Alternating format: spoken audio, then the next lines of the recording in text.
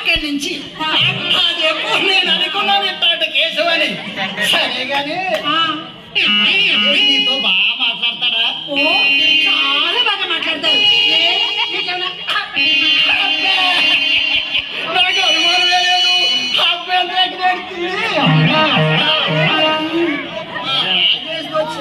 Recommend మా అమ్మాయిని పెళ్లి చేసుకోమని చెప్తావా? ఏమిటో చెప్పండి. నోటీసులు చేసేస్తావా? నేను ముందే అనుకున్నాను. సర్లే గానే అమ్మాయి చేసుకోమని చెప్పొచ్చు కదా. అలాగే తప్పకుండా చెప్తాను. ఓకేనా? నిశ్చింతగా ఉండండి.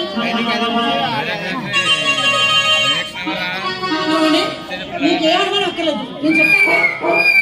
సర్లే కానీ అయితే మరి